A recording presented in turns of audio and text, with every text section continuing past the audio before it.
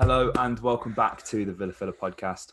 I'm here as always with my good friend Dan Wiseman. Dan, today we're changing things up a bit, right? Because when you guys aren't as interested in the channel, we know there's one thing that we can interest you in, and that is transfer news, transfer speculation, and our opinions on players. So first of all, Dan, before we get into all that, how you doing? Not too bad today, mate. Not too bad at all. Nice to speak to you, as always. As always, Looking man. nice in that new home kit, mate. First time wearing it, I thought I'd debut it on the Nice. pod. Yeah, for sure. Looks really nice, mate. Thanks, Looking man. smart. Living the dream, mate. How about yourself? Not too bad, mate. Not too bad. And hopefully this will excite some of you guys. Obviously, I feel like Villa's season is kind of slowly plateauing. Obviously, European football isn't happening again. Sorry to sound like a broken record. Feel like I'm obliged to say that on every single podcast, just so as you guys know where Dan and I actually stand on this Villa squad. Because, of course, we are all forever and always the beacon of optimism within the Villa podcasting realm. However, that's grounded optimism. Villa aren't making Europe. It's just not happening, Dan. Unless we make some sort of crazy run of form, and we may believe it's happened before. 10 games in a row, Jack Grealish championship. That is all we'll say on that. But Dan, here we've totally got to give you credit for this idea, Dan. You suggested to me a few weeks back now that we kind of assess Villa's squad and look at the areas that need strengthening. So we've kind of categorized every position on the pitch. And Dan and I have both got two players each who we feel would improve those positions for Aston Villa. The twist here is Dan and I haven't actually communicated with each other or know who we're on about. So if we somehow manage to name the same person, then first of all, that would be absolutely crazy. Second of all, I guess it says a lot about how Dan and I actually enjoy football and players and how we feel like they fit in Villa. But I somehow, Dan, don't think we've got two of the same players. Today, as you guys would have seen in the title, we're going for wingers / forwards. I've kind of added that forward hyphen onto myself, and I'll get onto that a bit later. But Dan, I want you to run me through your first player, your number one player who you think would improve Aston Villa in the, let's say, attacking third of the pitch. So I think the first thing to start off with saying is I've picked completely by chance, two Argentinian wingers, and neither of them are Rodrigo de Paul, which is a completely new facet for the podcast. I was so tempted to bang that drum once again, but whilst I'm not banging that drum, which is a drum I've banged too many times on this podcast, this is a player that I've actually spoken about before. It's EMI Buendia is my first player. I'm glad I didn't go with EMI Buendia. Yeah, this is a player who won't need too much introduction because people are, most of the people watching this podcast are familiar with who he is, but I'm just going to run you through some of the basics that surround one of my favourite players currently in the Championship, but just in general, I absolutely love the way this guy plays football. 24 years old, can play on either wing and in central attacking midfield. So if we don't end up signing Ross Barkley, which it looks like we probably won't, that's an area of the squad that he can fill as well. But he's right-footed, so he operates not only on the left, but off the right too, and his left foot is really strong. So he's got that dual versatility, which a lot of Villa's wingers do have. We've got Trezeguet and El Ghazi and et cetera, that can play on both sides. We've seen Bertrand hop from both sides to another. We've even seen Bertrand play in the middle in points this season. So that versatility seems to be important in Dean Smith's wingers. Not only does he like them to be inverted, but he seems to like them to be able to play anywhere across that forward line, which EMI can do. But the most important thing on this podcast, as always, are the numbers, Dan. 13 assists in the Championship this season, which is the most in the league. Next up is Harvey Elliott with 10. He's got 10 goals to add to that, so a 23 goal contribution haul by March is very, very impressive indeed. 106 chances created this season alone in the Championship for EMI, which is the most in the league by 30. He's got the most man of the match awards in England's top 4 leagues this season with 12. He's the only player in England with over 100 key passes. And that's one of the things that I really wanted to try and dig out in this player, is that creative role that he can fill for when Jack isn't there on the left-hand side. That was really important. And so those key passes, those assists, those chances created, those man of the match awards are really important as well. I know people would that's like a cherry on the cake sort of stat, but for me, we need a player that can step up and put the team on their back when Jack isn't there. And so when you're starring in matches and you're being rewarded consistently for being the standout guy in a match, I think it shows that you have that ability. But all this is all very well and good, Dan, but Villa don't play in the Championship. So I thought we'd bring it back a year and see how he turned, like those creative numbers, how they turned out in the Premier League as well. And they stood up really, really well. I was looking at the chances created, which is obviously the most obvious metric that you can go for, but it's one that he stood up really well in. So he created the fourth most chances in the Premier League last season, despite Norwich finishing bottom with 83. Trent, to give that some context, we had Trent on 87 and Jack himself on 91. So, he's only got, 8 chances less created than Jack in that Norwich team, which is right down the bottom of the league. Norwich fans are currently debating, as I was researching this, guys, socials are my go-to place for sort of seeing how a fan base sort of feels about player. And they're debating whether he's the greatest Norwich player of all time. That's the sort of esteem that they hold this guy in. Wow. EMI BUENDIA is my number one choice, Dan. I'm nailing that to the mast. A wonderful player, Dan. He's absolutely fantastic. And it's kind of somewhat surprising that he hasn't actually left Norwich yet. They've kind of ran away with the Championship this season, which kind of makes me feel that it's not an unrealistic target, but I think either way he'll be playing Premier League football next season. I think Norwich again will find themselves in a situation where they're going to be battling relegation. So maybe do they take the chance? Do they go, listen, if we can get 40, 30 mil for this guy, cut ties, recoup, find the next Buendia, move on, as Norwich do. They're going to be that sort of yo-yo side that are operating quite efficiently in terms of money spent, net spend, all them kind of important things, while still playing really attractive football, uncovering these gems. Emmy was 2.5 mil. So exactly. I mean, listen, if they can get anywhere upwards of 25 million, I would say they'd probably consider an offer. I mean, there was interest from Arsenal. There's always interest from Arsenal with him there. So it wouldn't surprise me if a high fee is involved with a player such as this. And, given his age, I believe he's about 25, Dan, 26. So 24. He's kind of, 24. Wow. So he's actually younger than I thought. So he's kind of nearing towards his prime now. He's got probably 2 or 3 years before he's kind of at the peak of his power. So maybe he feels like he needs to challenge himself at a more established club in the Premier League. It'd be an interesting signing. It really would. Again, one that would kind of command a lot of money. I think now with the kind of news as well, Dan, that come out about UEFA relaxing FFP potentially in the future, it's definitely something that Villa have to look out for. And this is a position, as we've kind of echoed the sentiment on many podcasts, Dan, Villa need to invest heavily in this sort of wing forward area. And yeah, I really like that, Dan. I can absolutely see why he's your number one target. We spoke about him a lot in the summer, and it would have been great to have got him in. I think that would have really taken Villa to a whole new level. You could imagine the kind of the three behind Ollie Watkins being Grealish, Buendia, and Traore. That would, I mean, that's just goals and creativity all over, mate. But I'm going to go with my first one, and this is going to go somewhat against the grain in terms of the transfer policy. But I feel like it's the kind of transfer that you have to make, especially with ambitions of making Europe. I say ambitions of making Europe because I feel like that is a realistic thing we can achieve next season if we invest correctly. So the player I'm going for, Dan, is a Croatian winger from Dinamo Zagreb, Mislav Orsic. Now, that's the reaction I was hoping for, Dan. However, I don't think this is... Senor Hatch, exactly. I don't think that's the kind of reaction that I'm going to get from our great listeners at home. Now, let me tell you about Mislav Orsic. He has been playing with Dinamo Zagreb for the longest time, and any of you young'uns who play FIFA Ultimate Team, I'm sure you will have seen his many cracked cards. That's not what I'm judging him off. Just so as we're aware, I'm not just believing he's great because he's on FIFA. My experience of watching him has been somewhat limited, but upon doing research, seeing him in Europa League games, which, recently you guys may have seen, he scored a hat-trick to knock Tottenham Hotspur out of the Europa League in the round of 16. This guy, he's the guy, man. I mean, he's 28 years old, which is the thing that, I feel kind of goes against the grain. But so far this season, Dan, in the Croatian League, 14 goals and 6 assists in 21 appearances.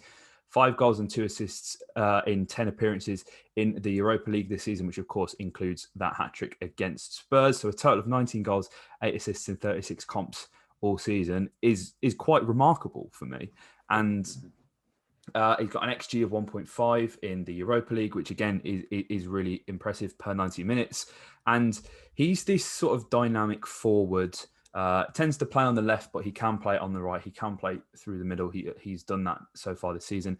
He's the kind of player that would genuinely elevate Villa to the next level. Obviously, he's kind of operating already at that Europa League level. Of course, playing for Dinamo Zagreb, it's not, the domestic competition is, of course, not comparable to what the Premier League is, but he's got that experience of playing in Europe. He's slightly older.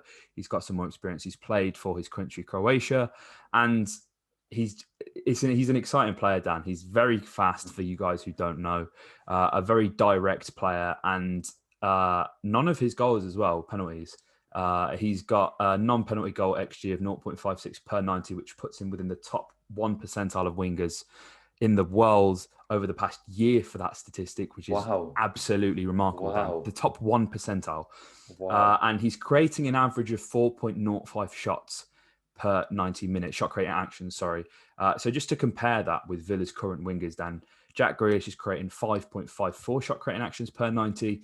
El Ghazi is then second out of that category with 3.35. Traore with 2.60, which was surprising, and Trezeguet with 2.14. So already we're kind of seeing he's an improvement on the wingers, minus Jack Grealish, obviously, who is in the Jack Grealish category on his own. He's leading the line there.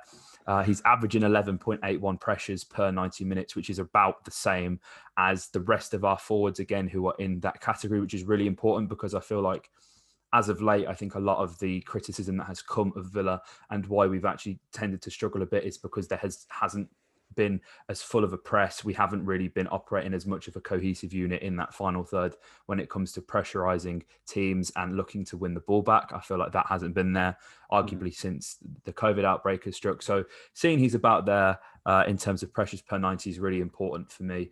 And as well, FBref, absolutely wonderful site. Have him compared to the likes of Jack Harrison, Bukayo Saka, and Florian Thauvin, who is a player who's been linked with Villa for the past 2 years now, who is out of contract in the summer, who is a winger who we could potentially be seeing at Aston Villa, which would be very interesting. But for me, Dan, Orsic is just the complete forward. He is the epitome of what Dean Smith needs and wants in his wingers at Aston Villa. He's a goal-scoring winger, and he's a very direct forward. And I just feel like this would genuinely elevate Villa to a whole other stratosphere, Dan.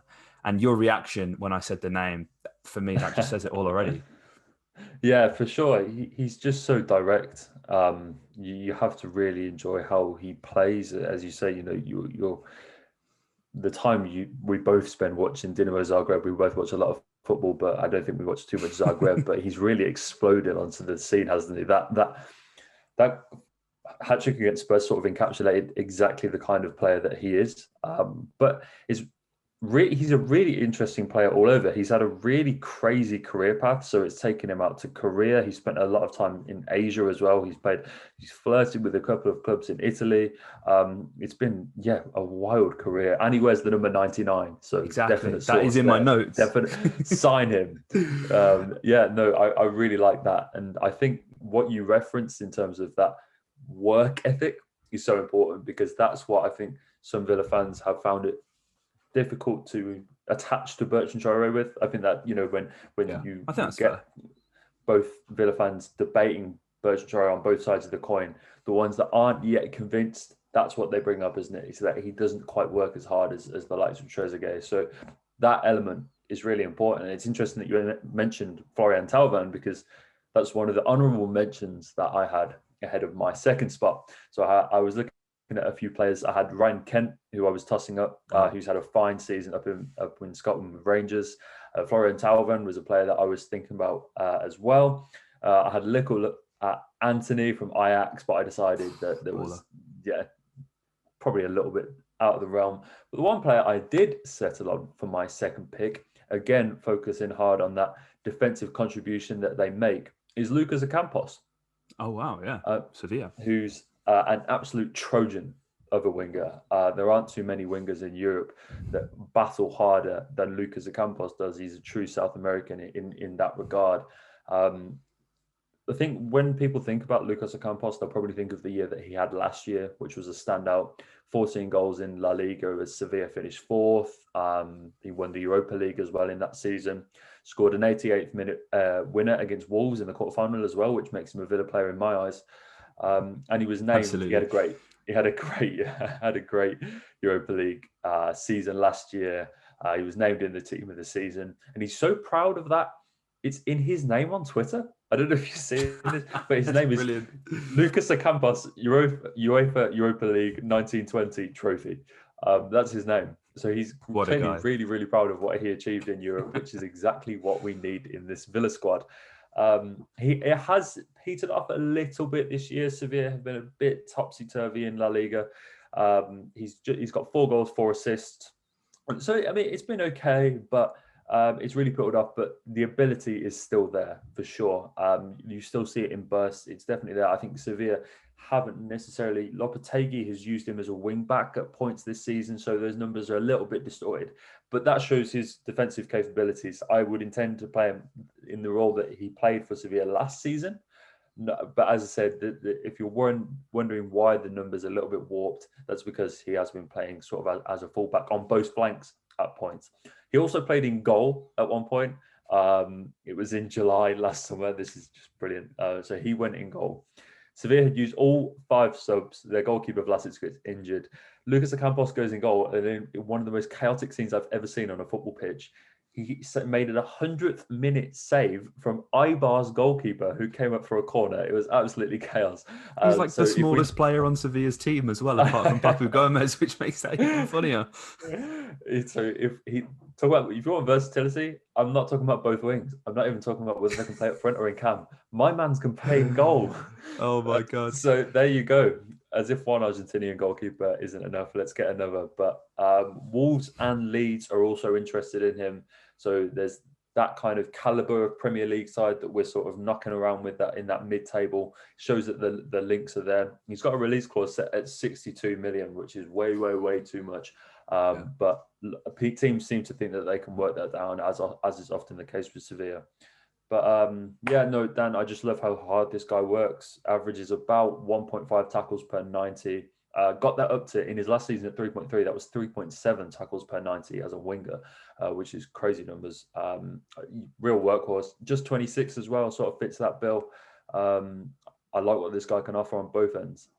Absolutely. I mean, it's a fairly easy comparison to make, but there have been plenty of comparisons within Spain. You know, when he was kind of first bursting on the scene with Sevilla, that he is this kind of pound shot Messi, which is everybody. Everybody wants any kind of Messi, let alone a pound shot Messi. So that is a genuinely really exciting player, Dan. And I'm actually going to go a completely different way here, and I'm going to try and keep it short and sweet because England actually kick off against Albania in 2 minutes.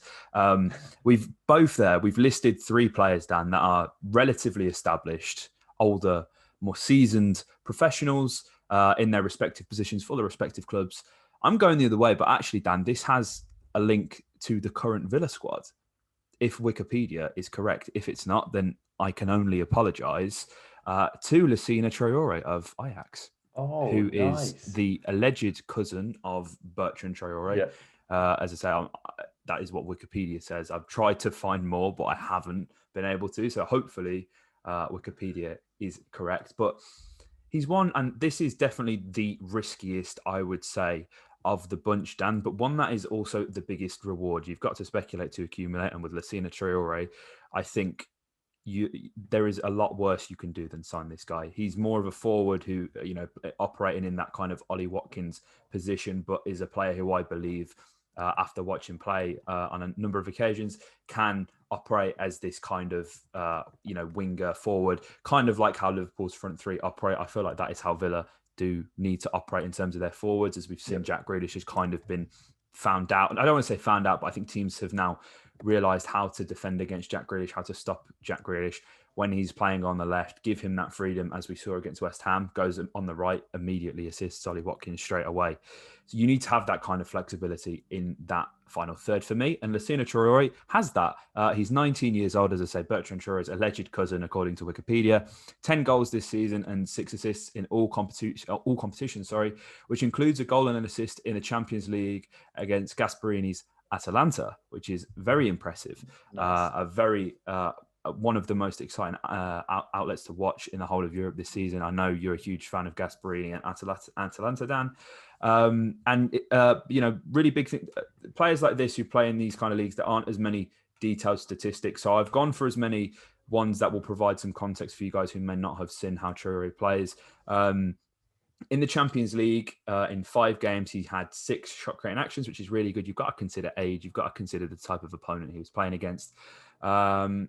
He's averaging about 3.24 shots per 90 minutes. So to compare that, obviously, with the current Villa crop of wingers, you've got Amar El Ghazi, who's operating with 3.84 per 90, Trezeguet with 2.39, and Bertrand Traore with 2.30. So as you can see, that's a big improvement on the likes of Trez and Bertie. He's a much more direct player. As I say, he is this more centre-forward player, so that would explain why. But as I say, I feel like you can play him on the right, on the left. He's another one of them who is just raw pace and power, and is someone who I believe under the right manager can be developed into a very competent forward winger, however you want to look at it. Transfer marked have him valued at 7.2 million. Of course, it would take a lot more than that to attract him because he is one of the hottest prospects in Europe. But wouldn't it be great to have some more brotherly link-up, Dan? You know, we're seeing Jacob Ramsey's brother, Aaron Ramsey, tearing it up for the under-19s and under-23s. Jacob's in the first team. Why not get Lassina Traore in on the action? Yeah, for sure, mate. This is such a great shout from you. I absolutely love. He was he came to my attention. I don't know if you remember when Ajax beat Venlo. They beat them 13-0 Yes. In the league, and he scored 5 goals in that game, got 2 assists, and that was the first time my eyebrows were raised as to this guy. And then he went and got those 2 goals, so that goal against Atalanta. But you know, he's an absolute beast as well. I don't know if you've seen him. The guy's huge. So he's like but he's got this like really burly figure, but is really tidy with his feet. He plays really nicely in build up as well. And there's this growing sense out in Netherlands, because obviously Ajax being the Cruyffian side that they are, play 4-3-3. I'd really like to see him playing it too. I think he's got that physicality, and I think he would link up really well with players. And so with so many Villa fans calling for players that can play in a front two, and I actually think this is a separate pod that we should run in the future. If you guys like this one, looking at players that could work well with an Oli or Alves in a front two, and trying to figure that out.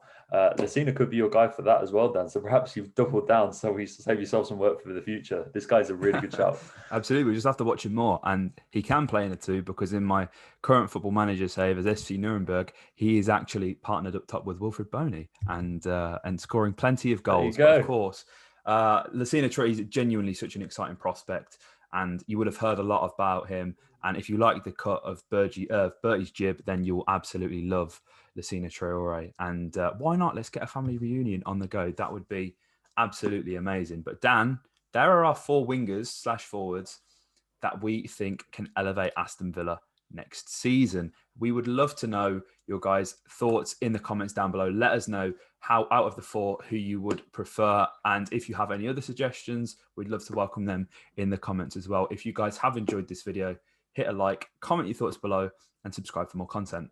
Up the Villa.